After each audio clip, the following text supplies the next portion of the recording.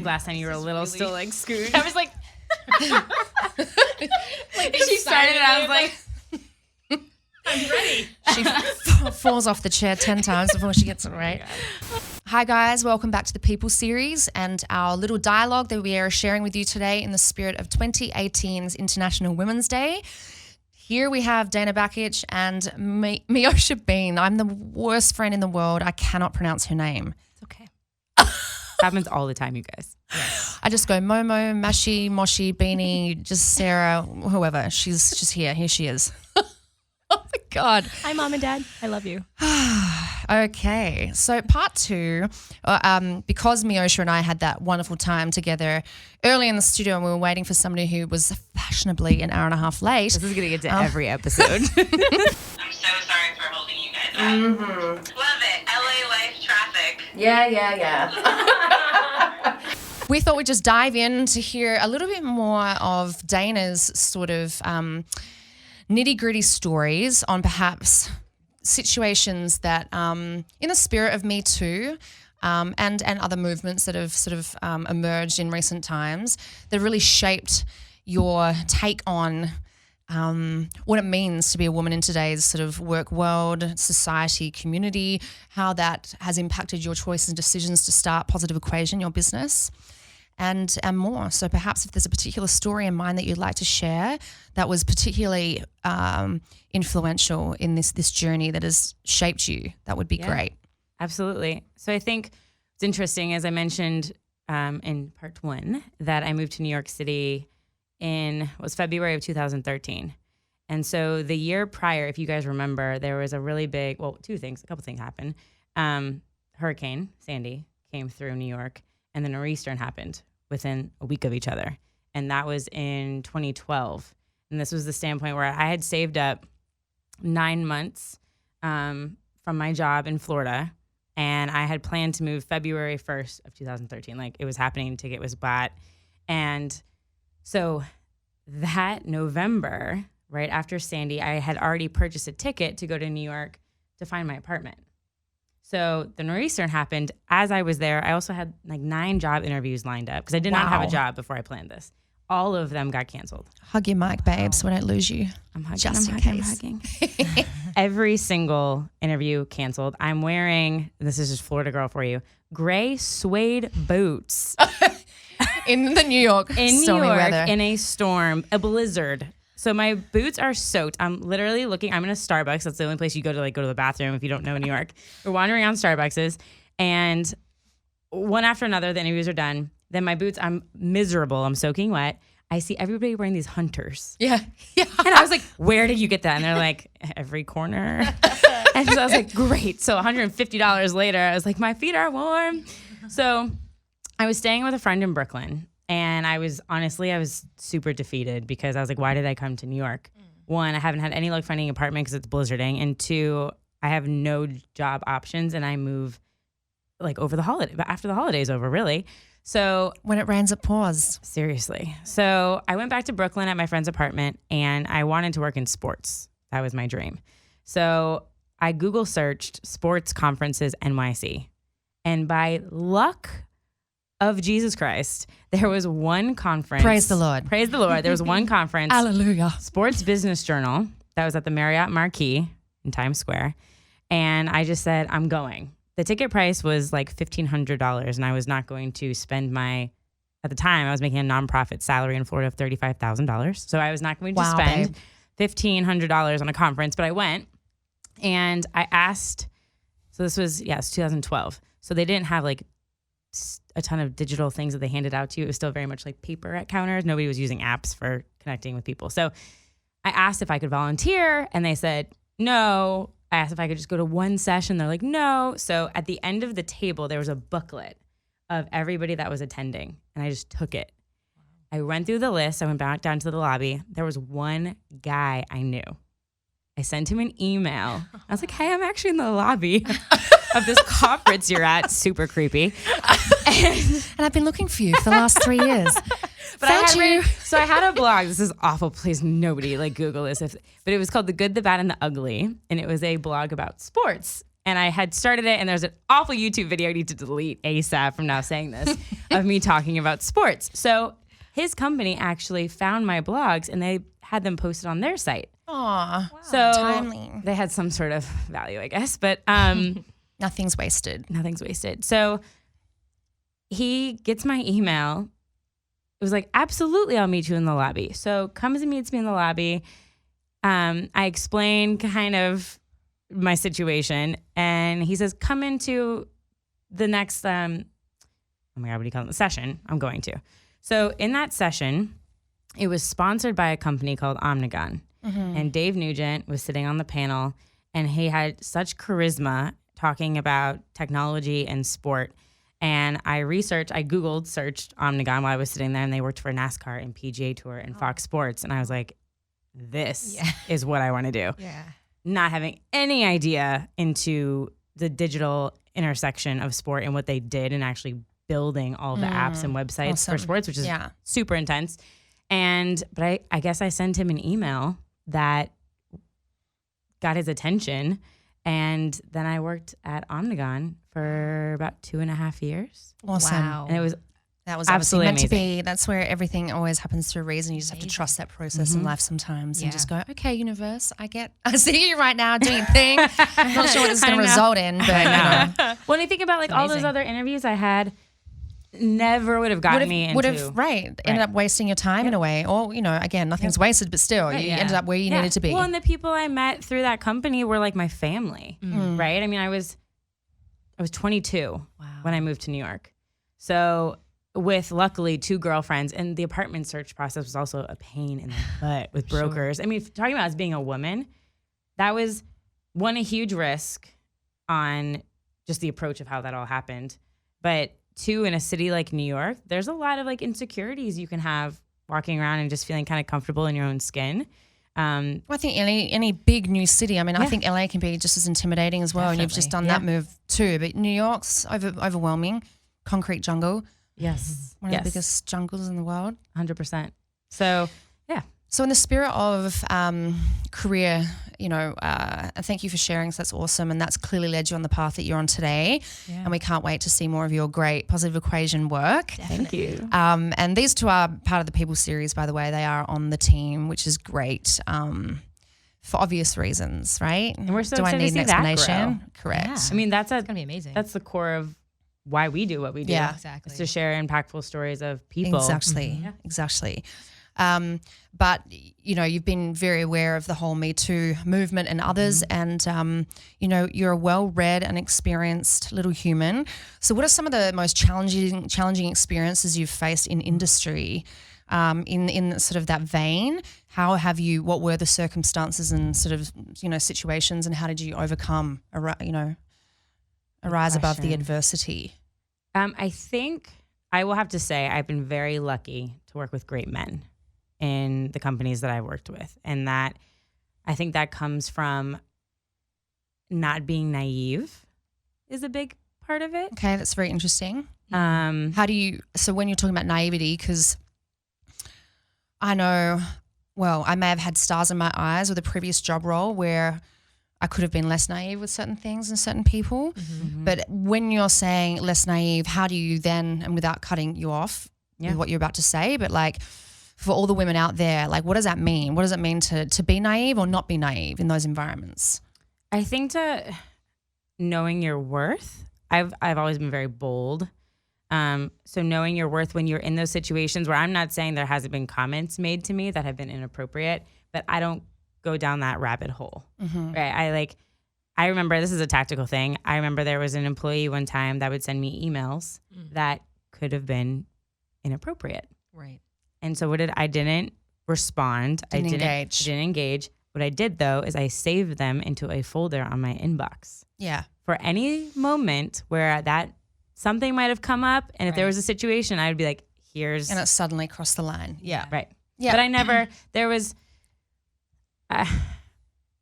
So it's almost like just avoiding, part of the not being naive is just having that astute awareness to circumstances, scenarios and situations that could perhaps unfold, where you can track and control the process and certainly not put fuel to the fire and amplify the situation. Because you could have engaged, You could have inflamed him or that individual in some ways, either being reactive or saying don't or whatever, but the fact that you just actually didn't give that any energetic attention, hopefully you were able to kind of control the situation. Yeah, absolutely. And I think all the stories we've read from the Harvey Weinstein to the Matt Lauers, and I'm sure all of these women they're brave and bold for speaking out, and who knows within those circumstances, I have not been put in them. That's good. So you're one of the lucky ones. Yeah, seriously. Yeah, it's like, definitely. I don't know what if something like that would have happened and you're in a powerful man's presence that has control of your career.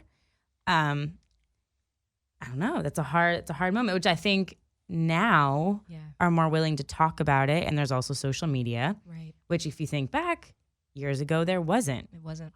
So it was all hidden conversation. The amplification of transparency and the ability for women and individuals to share their stories is obviously at a completely different wavelength and level. It's like a different planet. Yeah. So I think that's, nothing's changed. It's just that there's those platforms of awareness. But let me put this to you. So you've had positive experiences with men. I'd say that the majority of women I know have had at least one or a few ill experiences over the years. Yeah. I know I've had a few that perhaps I could have handled differently or better. Maybe I not sure. I mean, it's in the past now, but thankfully I'm in a position like all of us where we can probably have more choice to work with and who we want to. And if you get an ill vibe, ill treatment, then you obviously move on. But given you've had the positive experiences, what makes you so driven and passionate though about this concept of women being and working and sharing together?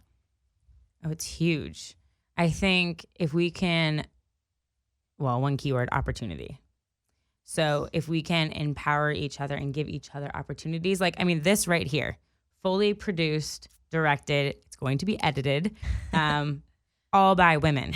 It was funny Not too, everything. though, when we first talked about it, though, we were like, oh, we could get this guy to do, and we're like, wait a second, right?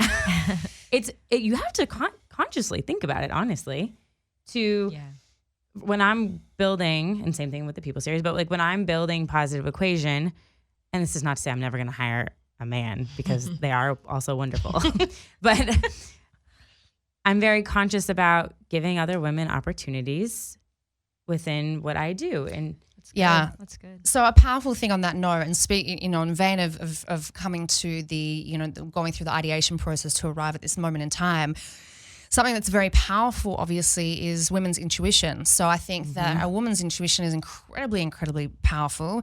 And if you know who you are and you're kind of connected to self and you recognize that, and again, in men as well, but just I think there's something very powerful about a woman's intuition, right? That's her superpower. That's our superpower. The day that we started discussing this video, Miosha and I were talking about video collab opportunities and all that kind of stuff. And then this one rang, or did I ring you? I can't remember. I texted you. You texted, and then I said, hey, let's just ring her. Because, I was talking about you in the car together. We were in the car getting lost. We'd just been on a video shoot together. And then we were kind of like chewing the fat on some ideas. And this one, we called her. And then I was like, hey, Dana, Miosha. And we just vibed. And then we were like, oh, my God, that's so weird. We were just talking about this opportunity. So going back to what you were just sharing about why, because you want to get stuff done and there's there's lots of positivity that comes with working with women. I think women's intuition is a big one. There's a change too, I think, where women, I think, used to be very competitive. Right. And I think there's a shift in even how we work together. I think it was always, support each other, but I really want your job. Right. I think now there's a new sense of I want to lift you up. Exactly. Miosha and I are going to kill Dana after this session. Oh, God, no. It's okay. I'm going down because I was late. Going down. No. Hashtag competition. Hashtag down. me too, except it was women this time. No. Sorry, I get a bit carried away and silly sometimes.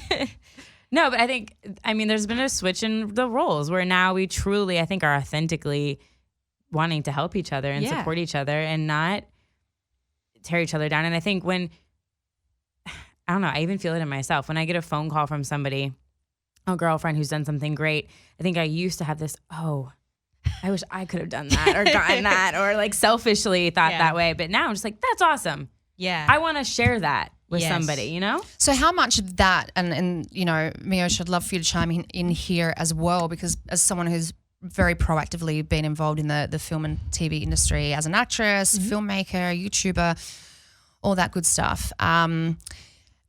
Is competition, are those feelings of competition, are they natural? Are they born as part of being a human being? Like when we're on the sports field, when we're playing sport as a young kid in the garden and whatever of a kindergarten, we're all fighting for toys, and the natural predisposition of being a human being and child and teen and whoever is to compete. Sorry, I have a bit of asthma, I can't breathe, I might die on set, but Please don't. oh God, I should have had my puffer beforehand. But that's okay. I'll keep trying to deep breathe. Guys, this is real. This isn't a stunt. Oh no. So how? What is some advice? From both of you, but Miosha, maybe chime in first here. On some how to mitigate those organic feelings of competition. Right? Yeah, it's definitely out there. I've had some situations that were, I've helped some women and get to a certain position or meet someone, and then next thing you know, I'm out of a job because she took my place. I'm like, oh, this is great, But I think now, like you said, it's a shift, and I think for us, because of all this movement, and we see it's better to work together and be there for each other as women because we need each other at the end of the day, We definitely need more cream can rise to the top, right? Yes. If you band together, absolutely. You can make more things happen as opposed to the segregation. Yes. And competition is obviously not just between women, right? Yeah, It's yeah. with 100%. very much so with men too. That as a very strong, independent woman, there have definitely been moments in my life and career where it's blatantly obvious to me and others that you're intimidating the man that you work with or for, or the male colleagues you work with, or what have you. So there's all that stuff. I mean, we're all flawed, right? So there's always going to be those issues in anything we do, male or female. But it's interesting to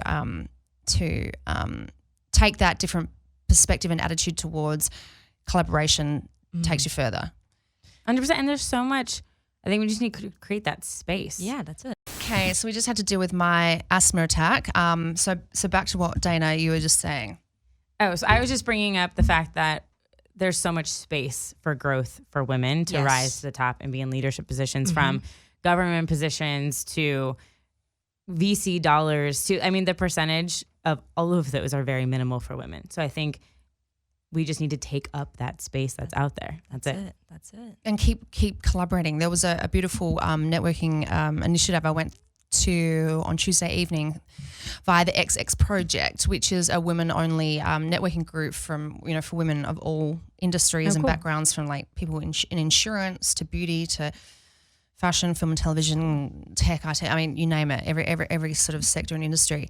And there was a wonderful, wonderful speaker there by the name of Dina Kaplan, and she was a very prominent female entrepreneur that was one of Blip. She was a founder, and she had incredible support from other female founders, VCs, etc., out of New York, and which is awesome to hear how there is a grander evolution of female VCs, angels, and other successful entrepreneurs supporting fellow women out there. Are you a woman? Are you you're a founder? Okay, well let's find you the money and let's do this. So to hear that from the horse's mouth was incredible.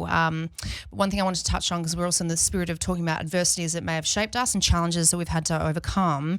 My thing also, as opposed to like outside of just the flat out experience, is the self-limiting beliefs. The lack of the sense of, and I want to be really transparent here and share that it's not always obviously the outside circumstances and situations, but the insecurities we face and the fears of stepping out to rise to the challenge of doing our own thing. In my case, the fear of being an immigrant in Australia, and my dog Cookie's snoring right now. So if you hear something snoring in the background, that's just Cookie. So is, coming to America, not only do you have to start your life all over again, no one really cares about your history, even if, like in my case, I had my own business for 3 years before I came here. And I was, successfully doing lots of amazing projects and things like that. But coming to America, you literally start afresh, just like you're fresh out of college. You basically don't have any contacts or relationships. Your survival and status is based on a visa, which can be taken away from you at any given time. And then on top of working for challenging men and people, what happens is your little self-esteem can get chipped away at. In my case, it did, where I was just like, oh my God, I'm just like this, I feel so powerless, I feel so powerless. And I think it wasn't until I really was like, enough is enough of the shit, of like feeling that powerlessness, where I was like, okay, I'm going to get my power back. I'm going to rejig the entire situation. I'm ready and the time is now, and I'm going to change the visa status, do my own thing and get my power back. So I'm not feeling so trapped. But have you guys grappled with any of those self-limiting things that have also impacted your ability as a woman to sort of come into your own power? Oh, yeah. I mean, I remember pacing on 5th Avenue. I was on 5th and 29th, right outside the offices of the company I used to work for, and was seriously doubting myself. I mean, I would try and call everybody, and everyone's gonna say, "You're gonna do great. It's gonna be awesome." You're like, oh, and I'm like, no, I don't have any clients. How can you tell me that? Like, Right. I literally started my company with no new business. I didn't know I was gonna have a client, so I just hoped I would. But yeah, I mean, self-doubt is huge. But I think you got to a point where you said enough is enough, and this is, I think, the magic of just surrounding yourself with good people. Is as soon as I stepped out and I said, this is what I'm doing, right? the people Claiming around you flock to help you. Yeah, they do. They respond because they know you're on your God-given gift journey and all that kind of stuff. Yeah. And again, you have to go through it, right? Because it's not, you don't just walk out and go, hey, I'm ready for whatever it is. You have to go through these experiences, because these are the experiences that really shape you at the end of the day. Oh my gosh, yeah. I do remember when I first got my, I guess, professional thing, my, job. I was like, oh my God, He's really snoring. When I first got my professional job, like in the film, and I was like, I asked, like, call home. I was like, Mom, oh my gosh, I actually got this like really famous client. And Mom's like, well, you're ready for it. I'm like, but I'm like so young. So I'm like, how do I, and that I was just battling my head. Am I really ready for this? Because I'm such a young, I'm still learning, you never stop learning, but Fake it till you make it. yeah, Yeah, so that's the other thing. And I know we've both kind of spoken about this at different times, which is that no one has the answers. That's true. Like Right. everyone's making stuff up and creating as they go along. And who on earth says that whatever's been being done and how it's been done in whatever industry or business or company it's been, that it has to be done that way. Like, continue to innovate. That is the spirit of innovation and creativity and trusting your goddamn gut instinct. 100%. I think it's also, I mean, you can teach yourself anything. Yes. As long as you are, as long as you're someone that somebody wants to work with and just be like a positive person, they're gonna be like, great, we'll teach you that. Like, That's a really That's so true. important point. Is we are actually we are our greatest teachers, as long as we recognize that and we can we know ourselves well enough to know how to invest in ourselves in that way to grow and evolve how we need to. In one point in time, it might be, self-education in the vein of like spirituality. It could be based on like, finance stuff, on how to live a better, wealth management driven life. It could be whatever. But the point is that, we are our greatest teachers. Don't you agree, babe? Definitely we are. I'm still, like I said, I'm still learning each and every day. always. She's the baby muffin of the group, of the girl band. La la la la. No. Oh, Spice Girls for coming life. TLC. Yeah. Okay. Well, I think we're going to wrap it up here. Thank you so much for joining us for part 2 of our little 3-part series in the spirit of International Women's Day. Thank you to the People series. That's us, by the way. Dana, Georgie, and Miosha.